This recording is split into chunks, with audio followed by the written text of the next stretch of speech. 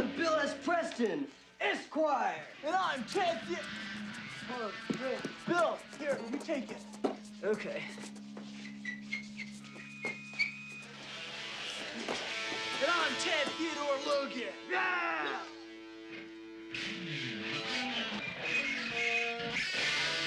And we're Wyld Stallyns!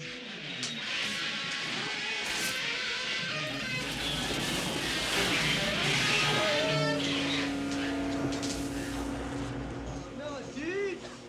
Let's bail.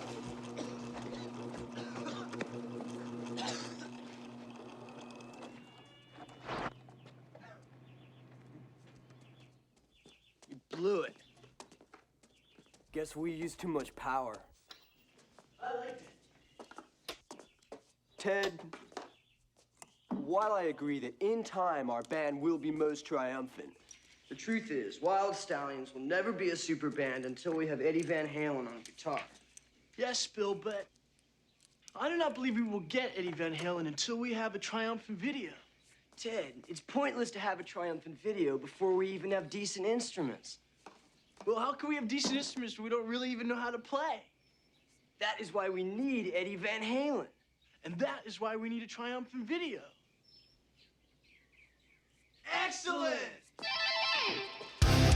In a world overflowing with movies, we need a hero. Someone to separate the bad from the good. Sounds like a job. Verbal dioramas. Watches all the movies from comedy to drama. From the top roll sound. And don't forget the action. She'll watch until the end and then she'll give you her reaction. Movies you know, movies you don't. Prequels, sequels, remakes, and trivia and outtakes. Movies you know, movies you don't. Interesting stories, all the categories.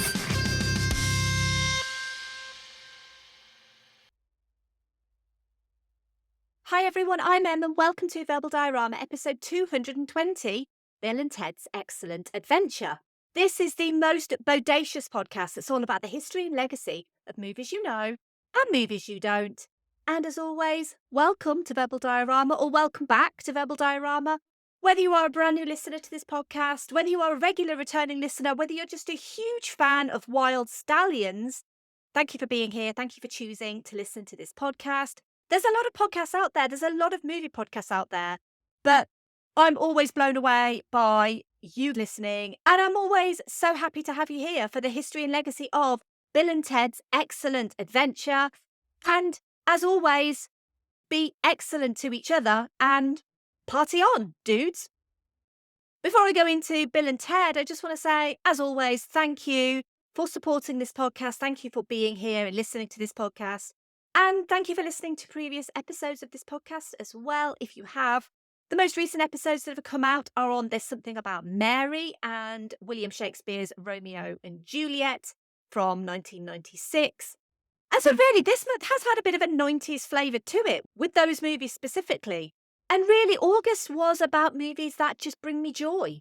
And each of those movies bring me joy in different ways. And I mean, I think it's pretty obvious if you're a regular listener what brings me joy about Bill and Ted's Excellent Adventure, but it's not just that, I promise.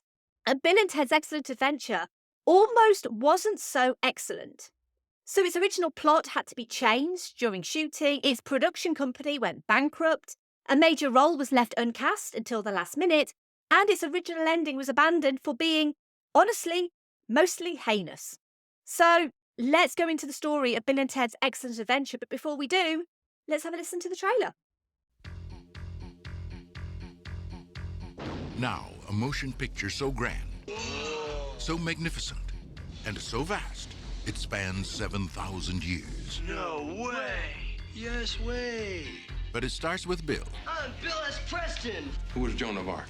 and Ted, Noah's wife? We're in danger of flunking most heinously tomorrow. a force from the future, Can we go anywhere we want at any time? You can do anything you want. is putting history at their fingertips. Let's reach out and touch someone.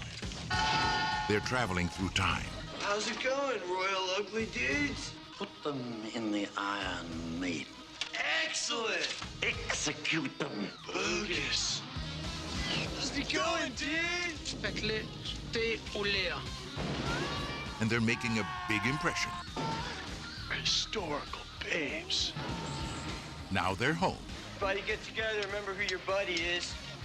to trash the 20th century. We got a live one here. Keanu Reeves, Alex Winter, Napoleon, We're from history. Billy the Kid, Joan of Arc, Sigmund Freud, Tell me about your mother. You a musician? Beethoven, Genghis Khan!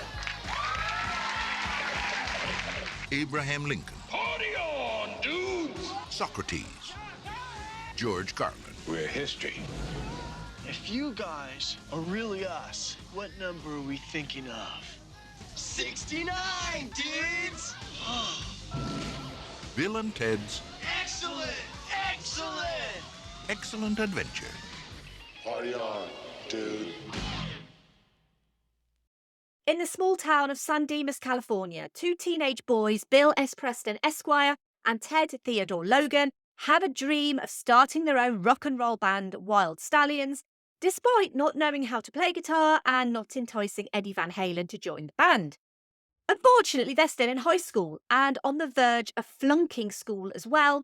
If they don't pass their upcoming history report, they will be separated as a result of Ted's father sending him to military school. But what Bill and Ted don't know is they must stay together to save the future. The leaders of the future utopia created by Bill and Ted's music sends Rufus back in time to give them the tools they need to help them to not flunk history.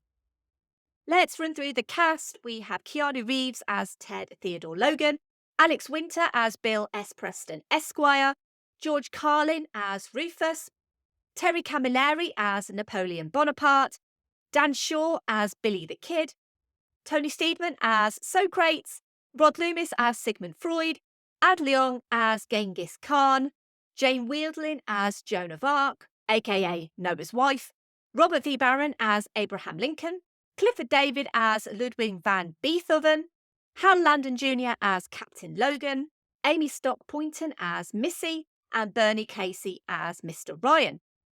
Bill and Ted's Excellent Adventure was written by Chris Matheson and Ed Solomon and was directed by Stephen Herrick. So Bill and Ted aren't actually Bill and Ted. They aren't even Alex and Keanu. The real origins of Bill and Ted are Ed and Chris, or Chris and Ed, because that rhymes. Screenwriters Chris Matheson and Ed Solomon met at UCLA in 1981 in playwriting class and just became best friends immediately. Their shared love of comedy would lead them to rent a little Hollywood theatre for improv, which led to them creating three characters studying history who knew nothing about history. Their names were Bill, Ted, and Bob. Bob would disappear as they got to know their characters, developing backstories, family lives, parents and siblings, and their friendship with each other. Bill and Ted basically almost became real people. Their initial idea was a sketch film with a Bill and Ted skit, but it'd be a lot darker in tone, with Bill and Ted travelling back in time and accidentally causing all the major disasters of world history. Through their time travelling, they were responsible for everything bad that ever happened to mankind, including the plague, world wars, the sinking of the Titanic, even the Holocaust. But while the seriousness of the topics was a bit too heavy, Matheson and Solomon loved the idea of taking these characters back into history. Chris's father would suggest that maybe it was worth making a movie just about these two guys and their time-travelling exploits than a movie featuring multiple skits. Chris's father was only Richard Matheson, famous science fiction writer of I Am Legend, and so Matheson and Solomon spent 7 days in Lake Tahoe in 1984 on a handwritten outline and 4 days in LA writing a rough draft, which was called Bill and Ted's Time Van. Bill and Ted had a van by which they could travel through time for unexplained reasons, borrowed from their 28-year-old sophomore slacker friend Rufus, and they would go about collecting historical figures so they would pass their history class so they could keep their band together, because 700 years from now, their music would save humanity. So the original script for Bill and Ted's Time Van would feature Bill and Ted travelling to a 7-Eleven, not the Circle K, and ending up in Nazi Germany and taking Adolf Hitler and bringing him back to San Dimas to cause hijinks. And if you're thinking, well, that's what happened with Napoleon, well, they switched their incredibly problematic idea of bringing back Hitler to bringing back Napoleon, who was slightly less problematic. Additional plot points in the spec script that were abandoned, including having Bill and Ted's classmate Randolph time travel with them, and taking and then leaving some bullies behind in ancient Egypt, visiting Julius Caesar in the Roman Empire and ultimately leading to his demise, and also helping a prehistoric caveman with the invention of fire so they could light up a joint and play charades together. Obviously, none of those things appear in the finished movie. But what set Bill and Ted apart was the way they spoke and their unique take on friendship. Solomon and Matheson imbued their script with their affection for each other. The dialogue between the characters felt fresh and different to anything else, and the script itself ended up on Hollywood's blacklist, the best list of unproduced scripts. It seemed everyone in Hollywood knew about the script and loved it. It was sweet, goofy, and funny. A slacker comedy before the reign of slacker comedies, but even then, not really a slacker comedy. These guys were smart guys, just not educationally smart. Warner Brothers wanted to make it for under $10 million, but they couldn't budget for it. So Dino De Laurentiis ended up picking it up through the De Laurentiis Entertainment Group. They immediately began hunting for a director, and they found Stephen Herrick, fresh off his directorial debut with Critters, which he also wrote. Herrick loved the script so much he was falling off his chair laughing. While the characters of Bill and Ted were originally seen as 14-year-old skinny guys with low-rider bell-bottoms and heavy metal t-shirts who were despised by the popular kids at school, that all changed once casting was underway. Herrick was looking for a partnership, an Abbott and Costello or Laurel and Hardy kind of quality. They auditioned seemingly every young man in LA, at least 200 at Herrick's count, and all were asked to audition for both Bill and Ted. Pauly Shore was a frontrunner at one point, but then they met Keanu Reeves and Alex Winter. They met Reeves first, and he didn't have comedic experience, but was immediately funny by approaching a line, reading it quizzically. Winter and Reeves met at Winter's first audition, and they immediately hit it off, bonding over their shared love of motorbikes and playing bass. Their rapport and instant chemistry meant that they often got lunch together during auditions, which was noted by Stephen Herrick, and this close friendship nabbed both the parts, with Winter as Bill and Reeves as Ted. There was no way these guys were skinny 14-year-olds. They were cool, but they were also kind of dumb, kind of nerdy, but also charming, and contained the youthful exuberance needed to bring the characters to screen. In between that original spec script and it being picked up for production, a little movie called Back to the Future had come out in 1985 and had been a huge success, also involving time travel.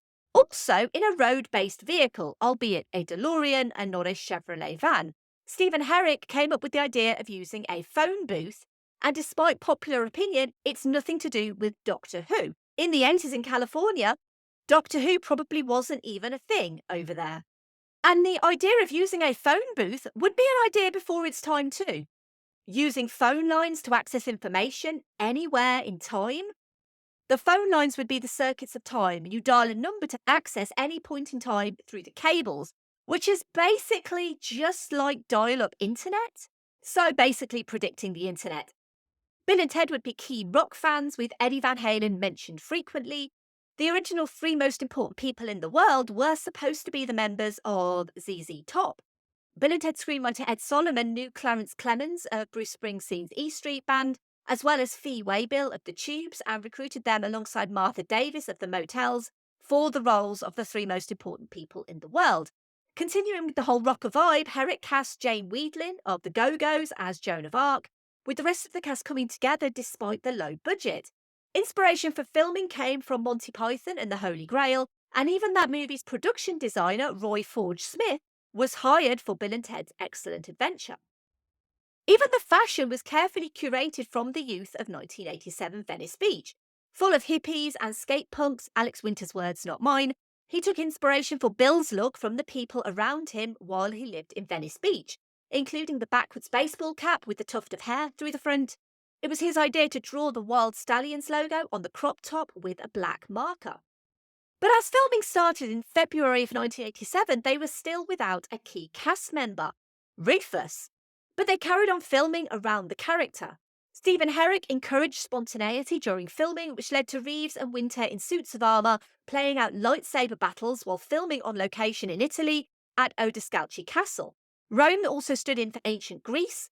Dino De Laurentiis facilitated the Italian shoot with on-location access to buildings that no one had stepped in for over 100 years.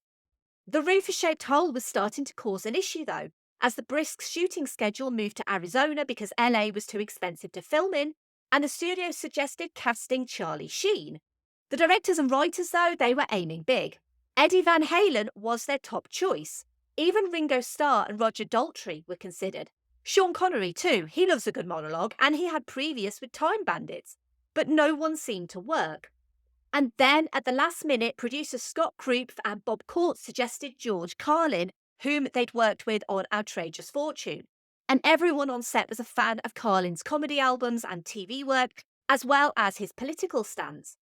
And they were amazed when George Carlin agreed to be in the movie. And now they had their Rufus, they thought he'd be prone to improv. However, he was very controlled and subdued, he took the role seriously, and he stayed on script. Any additions he wanted to add, he asked permission before he did. And both Reeves and Winter thought Carlin was the absolute dude, and he looked the part too, rocking his suit and sunglasses. The establishing shots for the water park scenes were taken at Raging Waters in San Dimas, and the actor shots were from Golfland Sunsplash in Mesa, Arizona. Due to the limited budget, the water parks couldn't be closed while they were filming, so everyone in the background of these shots was a paying visitor on those days. To depict travelling through time, they used green screens and a phone booth mounted on a gimbal, which would often break, especially with multiple people standing in the booth most of the time. Alex Winter would call it a quote-unquote death ride canoe. This was despite the phone booths being built slightly larger than scale to accommodate more people by Roy Forge Smith. It ended up duct taped to a hydraulic unit in the studio.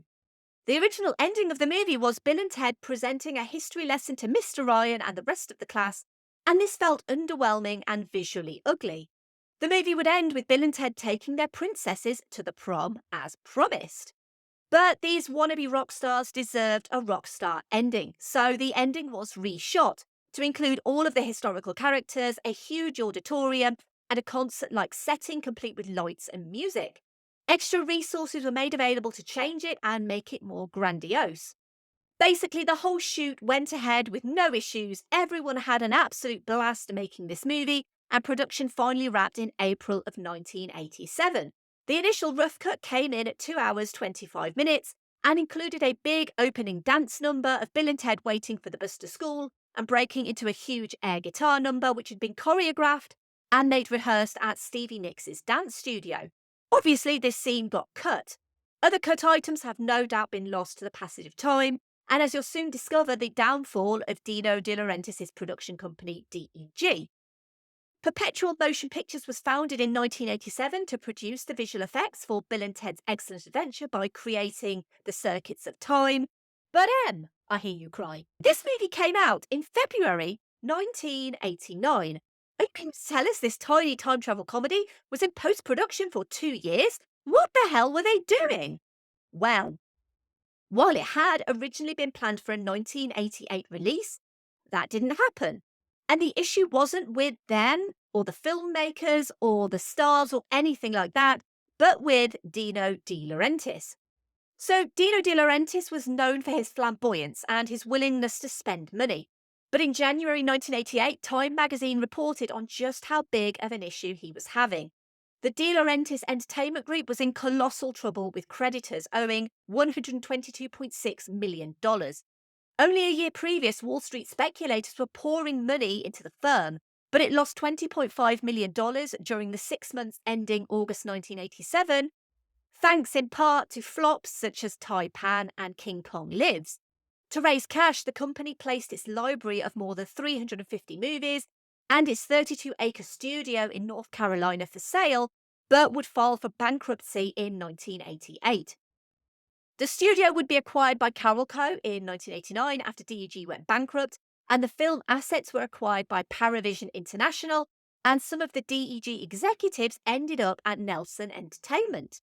Everyone making Bill and Ted's Excellent Adventure was oblivious at the time, but then things started being noticed, such as when, during a meeting between the executives and Stephen Herrick, bailiffs walked in and started removing office furniture.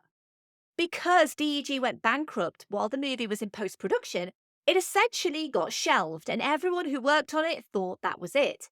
It was shopped round a few other companies by Stephen Herrick, but they just didn't get it and thought it was puerile and childish. Herrick said he found the process hateful, that this sweet, fun little movie just wasn't given a chance. Best case scenario, it'd end up straight to video, and for a year it just stayed in purgatory. It was screened for test audiences who loved it immediately. While initially DEG executives had worried about the vernacular and it being indecipherable, the opposite was happening. People understood it, and most importantly, they loved it. But then fate came crashing in on its own phone booth. Remember those executives now working at Nelson Entertainment? They could acquire the negatives and the rights, and Nelson Entertainment agreed to finish the movie, and a bidding war started with distributors keen to have a slice of the pie.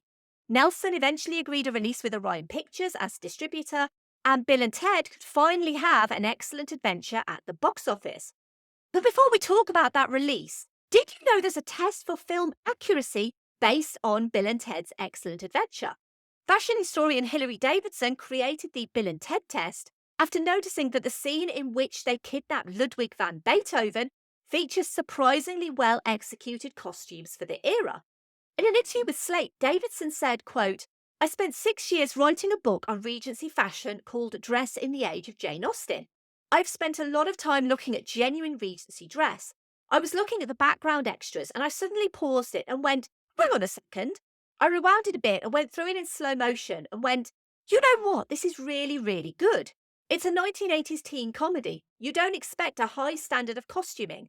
After that, I thought, well, that's it. That's my benchmark. If the main character's costumes in a Regency production aren't better done than the background extras in a 1980s teen comedy, I think you failed in the costume design," unquote. Her Twitter account, if you're interested, is @BillandTedTest. And it is fascinating because I'm a fan of period drama. And it's quite funny, actually, that quite a lot of Regency-based period dramas don't actually seem to pass the Bill and Ted test. So right about now, I'd normally do the obligatory Keanu reference, which is where I link the movie that I'm featuring with Keanu Reeves, but he's in this movie, so he's already linked, basically. But I did think to myself, what was the last Keanu Reeves starring movie that I did on this podcast? Because it's been a while. And that'll be all the way back in episode 150 on A Scanner Darkly. And it really has been that long since I've done a Keanu movie. So I guess I'd better do some more.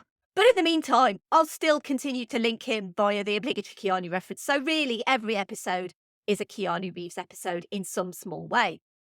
So Bill and Ted's Excellent Adventure was released on the 17th of February 1989, the same week as The Burbs.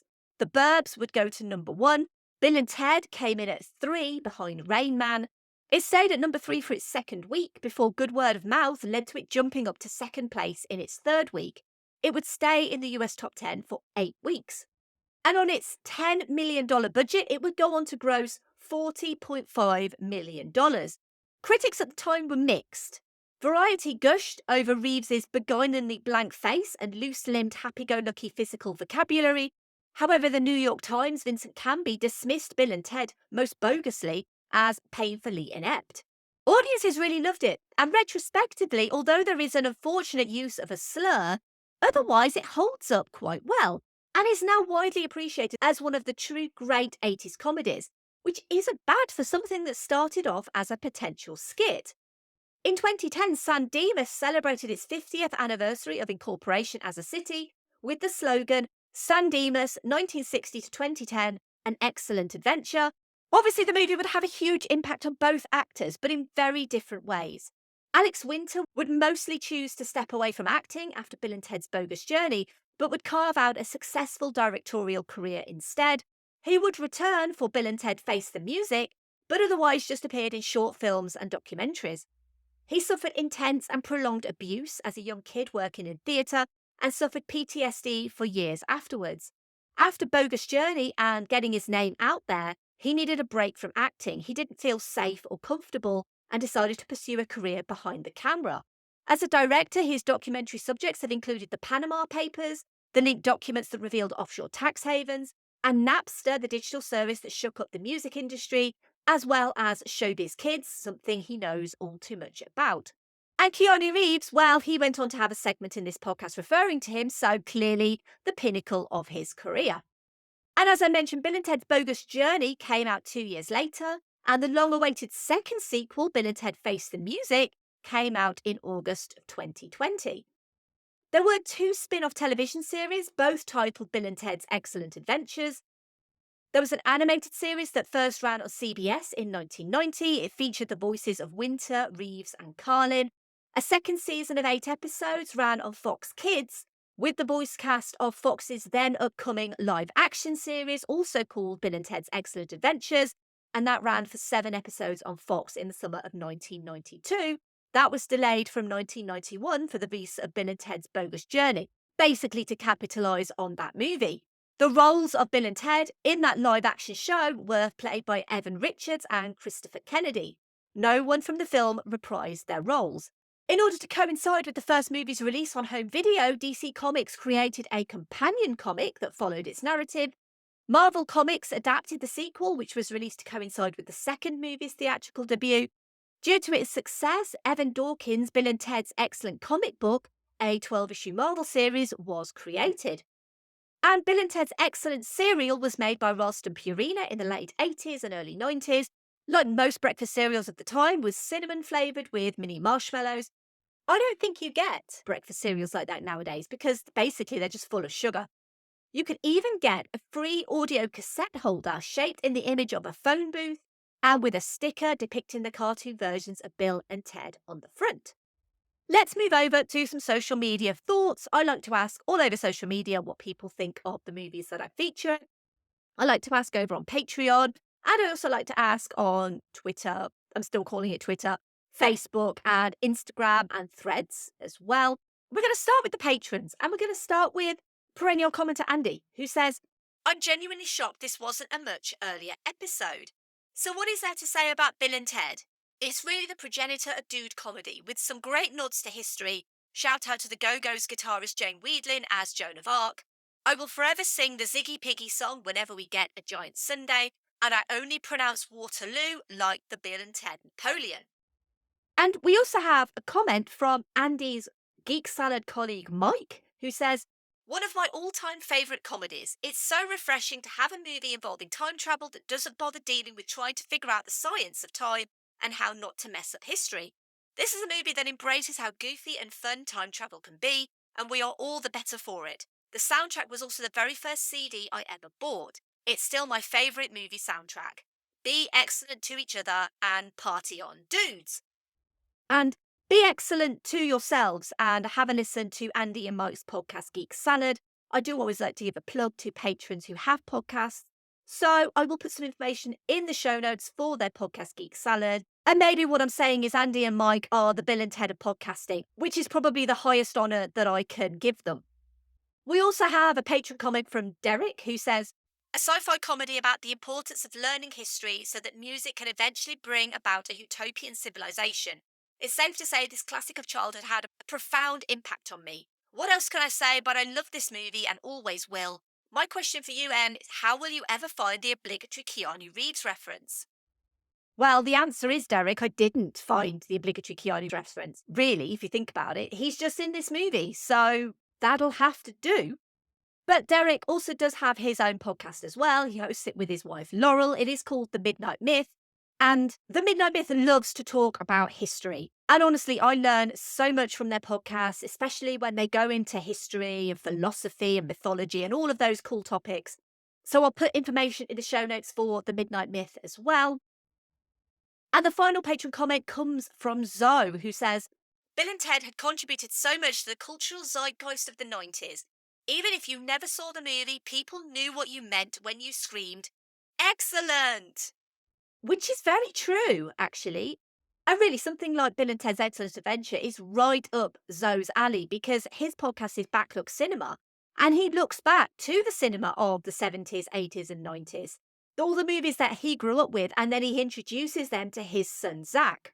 So if you love movie nostalgia podcasts, then Backlook Cinema is perfect for you, and I will put some information in the show notes for that one too. Moving over to Twitter, we have @NeededRoads, who said, I love it, and Bogus Journey is even better. I'm sad I never got my Bill and Ted and Wayne and Garth crossover event. At OSW Podcast 1 said, classic comedy cinema excellence. At The Woodiot replied with a gif that just says, excellent. At Bitchin' Boutique says, Bill and Ted was one of those movies I saw on a whim at the Dollar Theatre, expecting nothing but getting my mind blown. I instantly had a new top 10 favourite movie and a crush on Billy the Kid. At Ants Human Stars said, I saw this movie when my gay puberty was kicking in. Would go anywhere in time with these two. At Eric Slader said, absolutely loved it growing up. I think it mostly aged pretty well too, other than a couple of cringe jokes. That said, the sequels were not great. I actually think this story specifically, not counting the sequels, is due for a remake. It's such a great concept and they could do so much more with it, especially today. At Corona T said, I love this film. I saw it when it first came out and loved so much about it. The lovable Alex and Keanu, the music, the phone booth time machine, George Carlin, and the most excellent history presentation by our heroes. This remains one of often watched faves. At Zach Deuce said, I didn't get to see Bill and Ted until a couple of years ago. I enjoyed it but wish I saw it at an earlier age. I'm sure it would have hit different and would be a favourite of mine had I seen it as a kid. I'll be making sure my kids see them so they don't miss out like I did. And at UnitoFam ANC said, sterling choice. I'm getting the Neapolitan ice cream ready. Ziggy piggy, ziggy piggy, ziggy piggy. Moving over to Instagram, we have at Movies You Missed Pod, who says, John here, my wife loves the Bill and Ted movies and she introduced me to them. I really enjoyed Face the Music. And I've only gone and done it again. I missed a patron comment again. Oh dear. Okay. So this should have been in the patron section because this is Vern from Cinema Recall who says, it's totally bodacious. Alex Winter and Keanu Reeves have great chemistry, as do other actors, including George Carlin. Bill and Ted appear dumb, but they are not stupid. They actually have a drive to complete their quest. I showed this to my nephews who are 16 and 19, and they really liked it. They laughed at many moments while watching it. And Vern is from the Cinema Recall podcast. I totally missed patron comments. It's getting harder now because there are more social medias. And sometimes it's very easy to miss. I did actually miss one a couple of weeks ago as well. And sometimes it's just easier to admit you made a mistake than to fix it in post-production. Because, I am human and all humans make mistakes. And sometimes we also flunk out of history. Hopefully not. Hopefully this doesn't make me flunk out of podcast school. But just to let you know that Vern hosts Cinema Recall. It is an excellent podcast. And if you like iconic moments in film and cult movies like Bill and Ted's Excellent Adventure, then you should definitely check out Cinema Recall. I will also put information in the show notes and I will not forget to do that, I promise. Moving back to Instagram, we have at Friendly Spa Pod who says, it's truly some of Keanu's finest work and R.I.P. George Carlin. And at Easy Riders Raging Podcast said, it's excellent. And the final couple of comments on Facebook, we have Tony who says, an excellent film, my first introduction to Keanu, a fun and well thought out romp into history. And Mark who says, an absolute classic and an easy Keanu reference for you as he was in the sequel. Yeah, I could use the sequels for the reference, but that kind of seems like cheating a little bit. But I make up my own rules for the obligatory Keanu reference, and if he's in the movie, then that is the reference. As always, thank you to everyone for your comments on Bill and Ted's Excellent Adventure. And if you do want your comments read out in episodes, then the thoughts posts, they go up on Fridays all over social media. And all you need to do is post a comment on that thread. I will find it. I will paste it into my notes in the correct section, fingers crossed. And I will read out your comment in the next episode and I will credit you for your comment as well. Despite being a late 80s movie, Bill and Ted's Excellent Adventure goes some way to being pretty timeless, actually. It doesn't even attempt to explain the science behind time travel. And because of this, repeat viewings are actually beneficial. A scene with Ted's father trying to find his keys when we meet him suddenly makes sense when you realise Ted actually steals them later on in the movie by going back in time and taking them beforehand. It's silly, but it's fun. It may be a wacky, absurdist comedy, but it's actually really well written. And Bill and Ted themselves never end up outstaying their welcome, unlike the other slacker comedies that would come later. They may have been a bit dim-witted, but they're good guys, and the chemistry between Keanu Reeves and Alex Winter is absolutely pivotal to this. They may have just been into guitars and girls, like most heterosexual teen boys are, but they also highlight a really important point: the power of learning, where the method of learning is tailored to their individual needs. It's not often that different educational needs are shown in cinema. Bill and Ted are bright guys, but they clearly struggle in a traditional educational system not set up to cater for them. They learn by doing, not by being told facts by a teacher. Their final presentation isn't just triumphant because it's the culmination of our hero's story, but because these kids, who clearly are misunderstood by their well-meaning teacher, Mr. Ryan, and certainly by their parents, actually go back in time, take historical figures, and learn from them.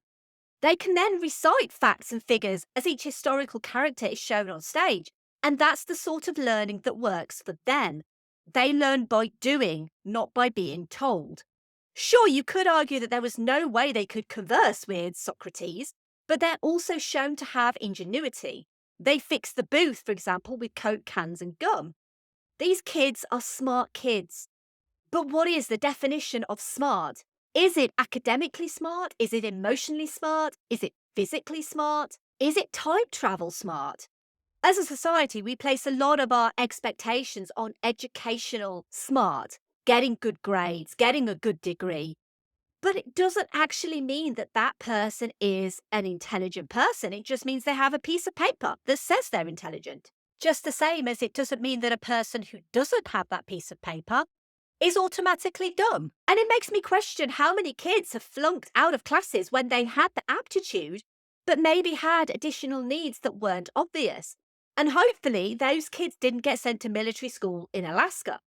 And when they're told they're the future saviours of humanity, they take it in the affable, humble way we'd expect. They're literally just a couple of dudes who want their band to be big. But, it's cool they create this future utopia and all.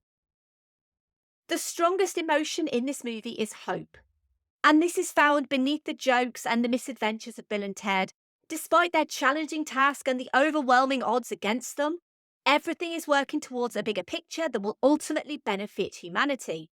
The idea that the difficulties and the issues of humanity will eventually disappear because of music is a nice fantasy, and no doubt one of every garage band in the world who want their music to be the key to peace and tranquility, as well as having a slapping bass.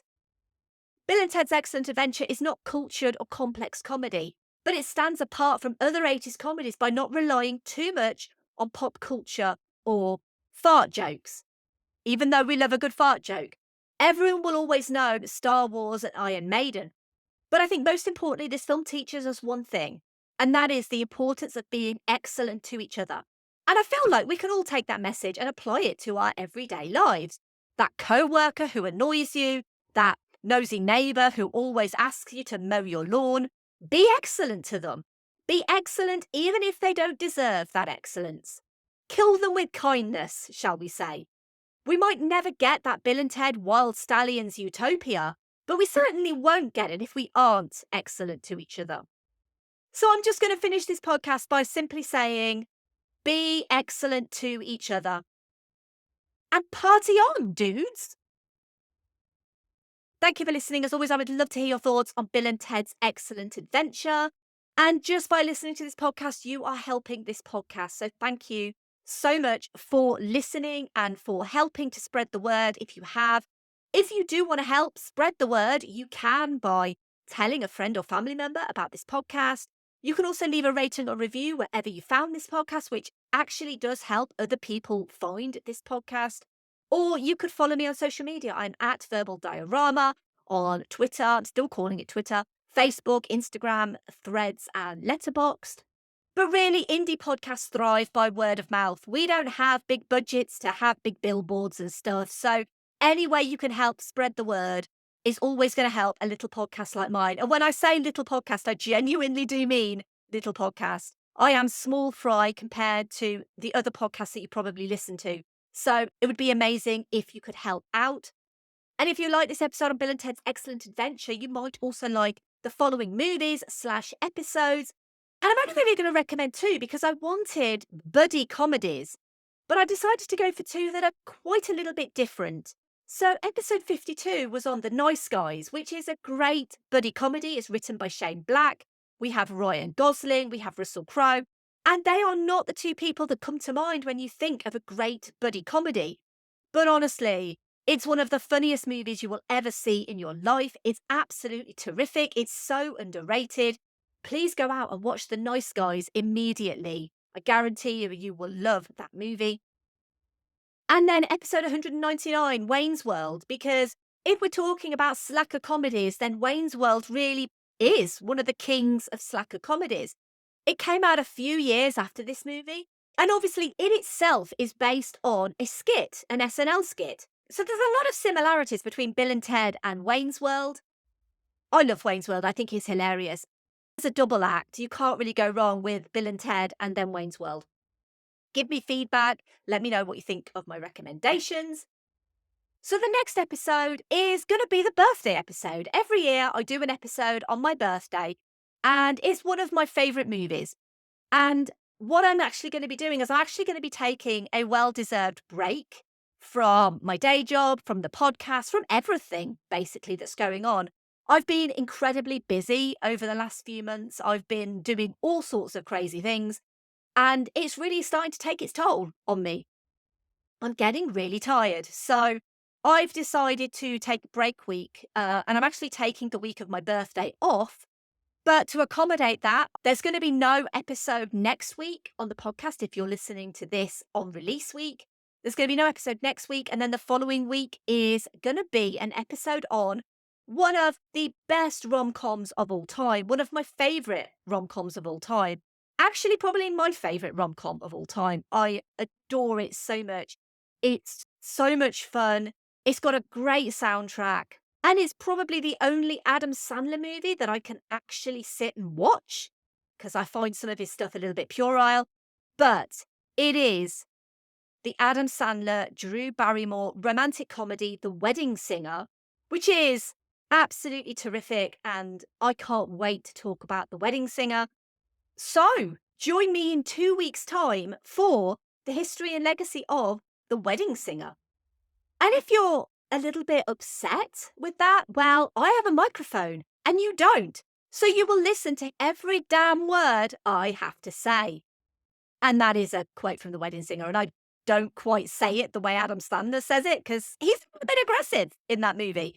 But obviously, just don't listen if you don't want to listen to The Wedding Singer. But hopefully you do want to listen to The Wedding Singer. Join me in 2 weeks for that movie. And this podcast is free, and it always will be free. I'm never going to charge for this podcast. But if you do want to help support this podcast, there are 2 ways you can do that. You can go to verbaldiorama.com/tips, and you can give a one-off tip to this podcast for if you've enjoyed an episode or if you've learned something from an episode. I obviously put a lot of time and research into these episodes. I learn stuff from every episode that I do. So hopefully you're also learning stuff from that research. So that is just a one-off donation. There is no obligation. Or if you want to support me long-term, you can go to verbaldiorama.com/Patreon, and you can sign up to the Patreon. There are several tiers available starting at $1, and you can get perks for that as well. And thank you to the amazing patrons of this podcast, to Simon E, Sade, Claudia, Simon B, Laurel, Derek, Vern, Kat, Andy, Mike, Luke, Michael, Scott, Brendan, Lisa, Sam, Jack, Dave, Chris, Stuart, Nicholas, Zoe, Kev, Pete, Heather, Danny, Ali, Tyler, Stu, Brett, Philip, and Michelle. I don't think I need to tell you that you are Excellent! I also do have a merch store. It's verbaldiorama.com/merch. You can get in touch with me. You can email verbaldiorama@gmail.com, or you can fill out the contact form over at verbaldiorama.com. And you can also find my work at filmstories.co.uk. You can find the magazine that I write for and articles online too. And finally, And now for our last speaker, one of the greatest presidents in American history, Mr. Abraham Lincoln.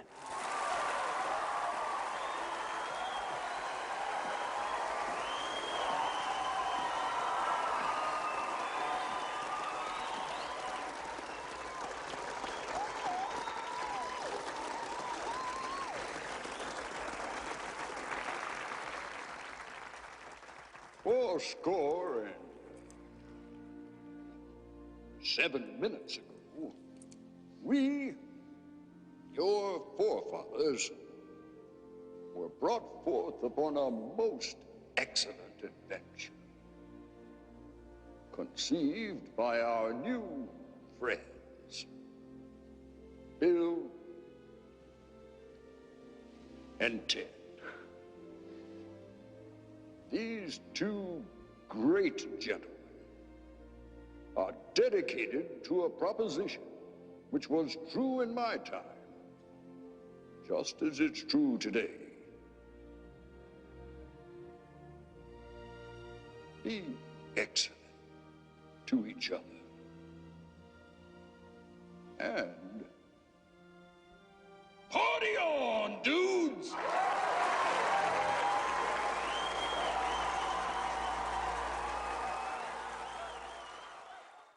Bye. Movies you know, movies you don't.